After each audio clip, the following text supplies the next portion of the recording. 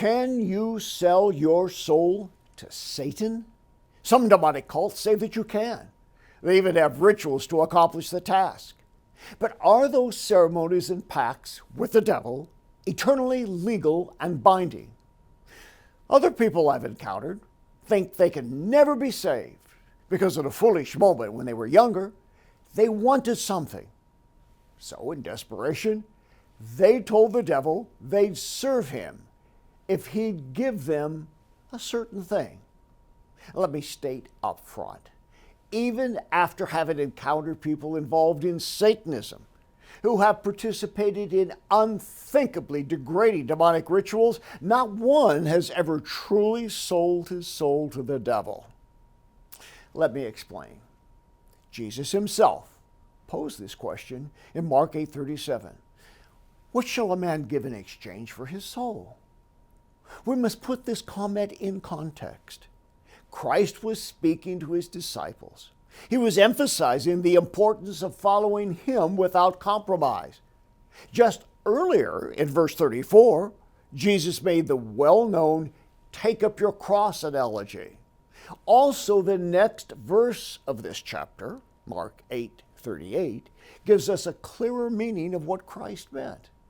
For whoever is ashamed of me and my words in this adulterous and sinful generation, of him the Son of Man also will be ashamed when he comes in the glory of his Father with the holy angels. A proper exegesis of the Mark 8:37 through 38 statements about exchanging one's soul clearly shows that Christ was talking about someone who was never saved.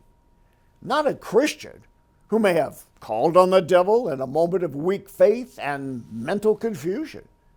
Jesus is describing a rebellious person who willfully lives in sin. Such a person will not enter into heaven. This individual has not sold his soul to the devil in a diabolical pact. He has merely given up the hope of salvation by deliberately choosing to continue in sin in defiance of God's love. Still, I have met those who believe they made some kind of pact with the devil, spoken or unspoken. Consequently, they are tormented. If you are such a person, the solution is simple. As Romans 10:13 states, whosoever shall call upon the name of the Lord shall be saved. No if, ands, or buts. Call, and Christ will save you.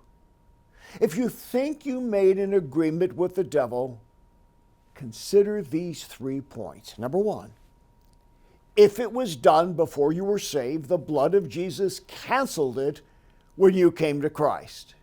Number 2, if you did it in a weak or backslidden moment as a Christian, God's grace is extended to you without limit for any sin of any kind.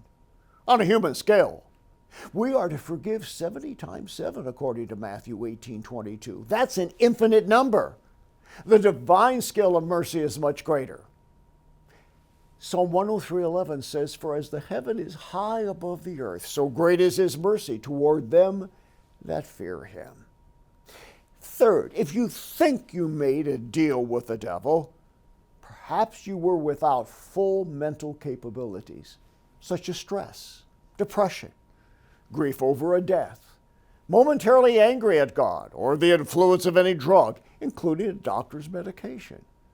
Stop tormenting yourself.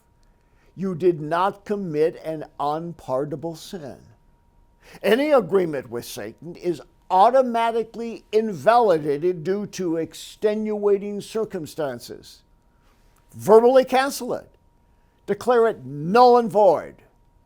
Place it under the blood of Jesus and break such a curse.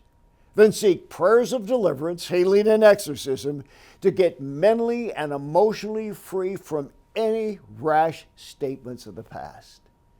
Our ministry is here to help. Your financial support and prayers make it possible for us to bring hope for the hurting and freedom to those in spiritual bondage. For the latest information regarding ministry outreaches, go to boblarson.org or call 303-980-1511.